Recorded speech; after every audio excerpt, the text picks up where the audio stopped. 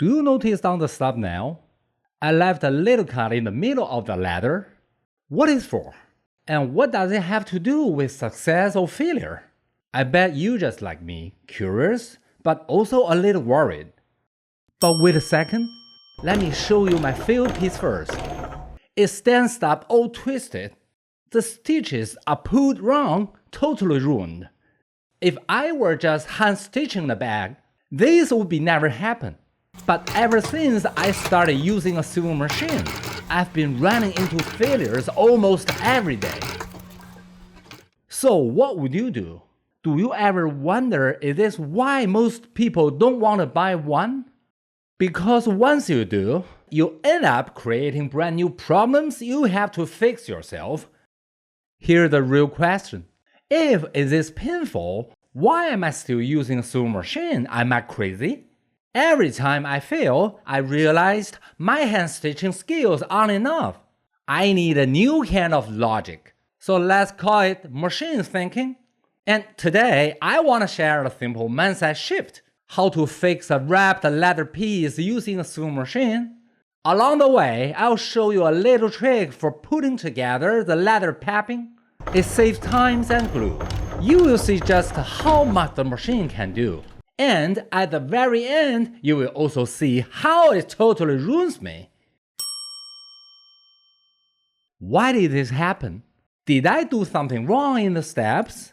Looking back, I realized the problem was all about the sequence I followed.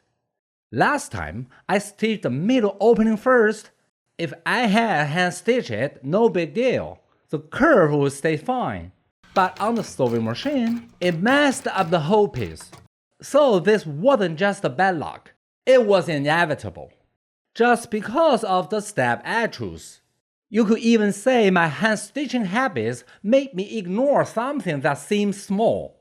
And look what a disaster it caused. And I totally underestimated what the machine actually demanded from me. And honestly, what am I even chasing with the sewing machine? Is the speed, control, or just the thrill of figuring things out? Honestly, it's a bit of all three. But when your goal is kind of fuzzy, it's easier to mess up. Take this piece as an example. The sewing machine really wants a flat, steady surface. But since this piece is 3D shaped, I kept lifting one side unconsciously, especially at the corners. And that's what messed it up. With hand stitching, I never had to worry about stuff like this. So why does the machine freak out? Because it's not forgiving. Even a tiny shift gets blown way out of proportion. It shows no mercy. So I got some new letters. Normally, I stitch the middle cuts early, but this time I'm leaving it for last. You may ask, if I stitch this part last instead of first, would it really make a difference? Would that change help? Honestly, I'm not 100% sure it will work, but the idea comes from realizing that keeping the piece flat is the only way to satisfy the machine. If you want to make good leather pieces, you cannot skip the key guidance. I mark the leather based on the template and then cut the straight lines. Makes sense, right? Finishing the papping assembling and making where the first stitch goes are super critical. Once it's done, the end falls out of 90 degrees. And that's where the first stitch will start. Miss any step here, the whole piece will be ruined. When you are making it, do you ever run into the same kind of trouble?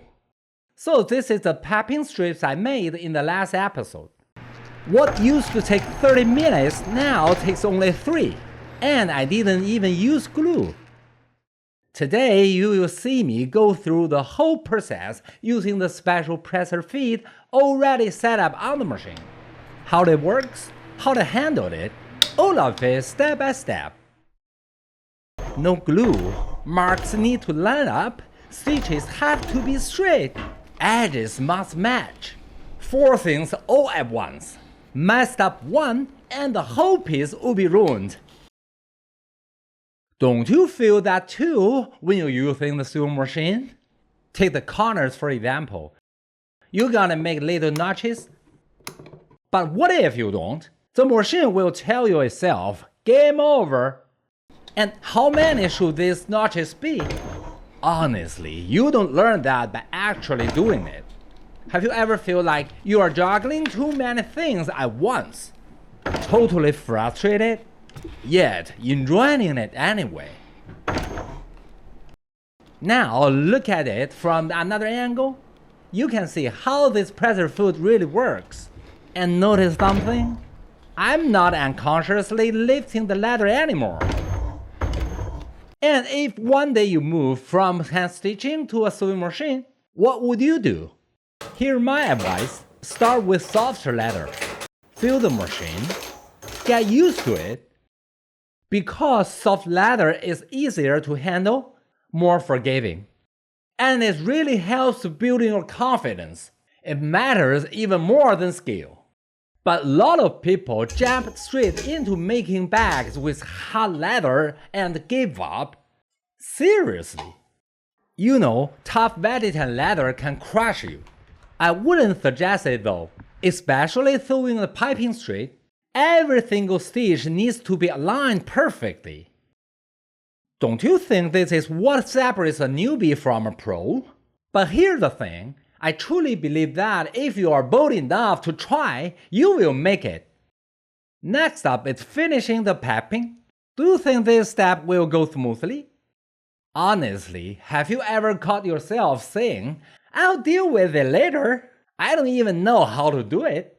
Now it's my turn, and I have to face all the stuff I've been putting off. To be real, I have no idea if it's going to work. My guess was, if I hit the plastic core, it would soften and flatten under pressure. I started at 80 degrees, nothing happened.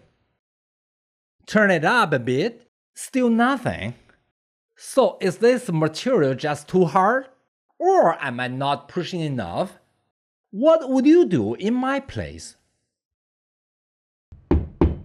Forget it, time to get a bit violent. Got it, flatten in one go. Gentle didn't work, but force did. So is creating always about choosing between gentle and forceful? What do you think? Next, I opened up the stitches along the band marks. Revealing the core, this is the must-do step to flatten it. The core is crushed, but still really stiff. Doesn't feel quite right. Have you ever felt that too? Where you are not sure the next step is correct, but you just have to keep going. Suddenly, I realized if I really fold it hard, the piping can hold its shape. So I decided to run an experiment, folding both ends of the piping in place and stitch them in. To see how they would turn out, I'm aiming for a nice right angle for that points outwards. Length is measured, and the final cutting is to size with confidence. But the shorter the piping, the stiffer the core. To stop it slipping around, I had no choice but to temporarily hold it with a stapler. I hesitated for a long time, not sure if I should go for it. What would you do if you were me? Would you just go for it? Or pause and think a little longer? Anyways, let's do it. I lowered the pressure foot, and the moment the first stitch started, I felt it. Oh no! The core blocked the machine's path. The stitches was already going off track. The middle part stitch is fine.